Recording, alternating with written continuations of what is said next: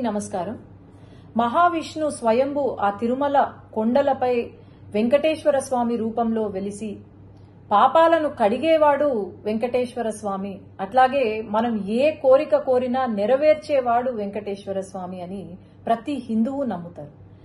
తిరుమల తిరుపతి దేవస్థానం ప్రపంచంలోనే అత్యధిక సంఖ్యలో భక్తులు రావడం జరుగుతుంది. ప్రతిరోజు 30,000 నుండి 40,000 మంది భక్తులు దర్శించుకుంటారు. అట్లాగే అత్యధిక ధనిక దేవాలయం ఏదైనా ఉంది అంటే అది తిరుమల తిరుపతి దేవస్థానం. అలాంటి తిరుమల తిరుపతి దేవస్థానాన్ని దర్శించుకోవడానికి, వెంకటేశ్వర స్వామిని చూడ్డానికని చెప్పి నెలల తరబడి వెయిట్ చేసి మరీ దర్శనం కోసం వస్తారు భక్తులు. తర్వాత లైన్లో గంటల కొద్ది క్యూ లైన్లో వెయిట్ చేసి ఆ తిరుపతి లడ్డూ కోసం, ప్రసాదం కోసం అని చెప్పి వెయిట్ చేసి ఇంటికి తీసుకెళ్లి దాన్ని పూజ చేసి, ఎంతో నిష్టగా పూజ చేసి అందరికీ పంచి పెడతారు. అలాంటి తిరుపతి లడ్డూలో మొన్న ఏదైతే రిజల్ట్ ల్యాబ్ టెస్ట్ ఏదైతే వచ్చిందో, మన హిందువులు గోవుని ప్రతిరోజు పూజిస్తాం. దేవుడితో సమానమైన ఆ గో మాంసం ఏదైతే ఉందో, లేదంటే చాప నూనె ఏదైతే ఉందో, అది లడ్డూలో కనిపించడం అనేది ఇంతకన్నా పాపం వైఎస్ జగన్మోహన్ రెడ్డికే దక్కుతుంది. ఎందుకంటే హిందువులు కాని వాళ్ళు, అసలు హిందుత్వాన్ని నమ్మని వాళ్లను అక్కడ చైర్మన్లుగా తీసుకొచ్చి, కరుణాకర్ రెడ్డి అని చెప్పి అక్కడ చైర్మన్ గా తీసుకొచ్చి, ఆయన వెంకటేశ్వర స్వామి ఒక నల్ల రాయి అని చెప్పి, అలాగే ఆ 7 కొండలు ఎందుకు, 5 కొండలు చాలు అని చెప్పి ఒక జీవోని తీసుకొచ్చి పెట్టారు. అట్లాగే వైవి సుబ్బారెడ్డి గారు అని చెప్పి ఆయనను తీసుకొచ్చి, అసలు హిందుత్వం అనే నమ్మని వాళ్లను తీసుకొచ్చి ఈరోజు మరి అసలు వీళ్లకు ఆ ఆలోచన ఎలా కలిగింది అనేది నాకైతే అర్థం కావట్లేదు. ఎప్పుడో 1857లో సిపాయి మ్యూటినీ అని విన్నాం.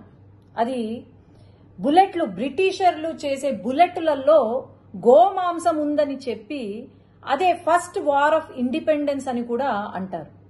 గోమాంసం ఉందని చెప్పి చిన్నగా ఒక రివోల్ట్ స్టార్ట్ అయ్యి అది పెద్దగా కనిపించిన బ్రిటిషర్లు అందరినీ కూడా చంపి పాడేసిన దేశంలో ఈరోజు ఇక్కడ లడ్డూలో గోమాంసము, చాప నూనె ఉంది అంటే మరి ఏమనుకోవాలి? మనము ఈ గత 5 సంవత్సరాల కాలంలో మనం గమనిస్తే అసలు గుడులకు వాల్యూ ఇవ్వని ఆ ప్రభుత్వం, వైఎస్ఆర్సీపీ ప్రభుత్వం ఏదైతే ఉందో, నేను చెప్తూనే వచ్చాను. శ్రీశైలంలో కూడా శ్రీశైలం లడ్డూలో చికెన్ ఎముక కనిపించింది అంటే ఆ రోజు ఎటువంటి యాక్షన్ తీసుకోలేదు.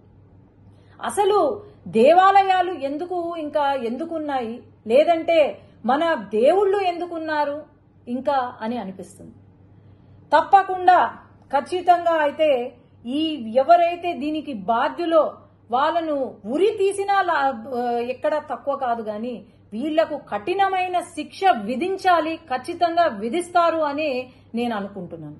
సీఎం గారు వెంటనే, మన గవర్నమెంట్ ఫామ్ అయిన వెంటనే తిరుపతి లడ్డు నాణ్యత కోసం, అది చాలా చిన్న విషయం కావచ్చు గాని తిరుపతి లడ్డు నాణ్యత ఎలా ఉంది అని చెప్పి ల్యాబ్ రిపోర్ట్కి పంపించారు అంటే ఇంతకన్నా మంచి ముఖ్యమంత్రి, మంచి పాలన ఎక్కడైనా ఉంటుందా అని నేను భావిస్తున్నాను.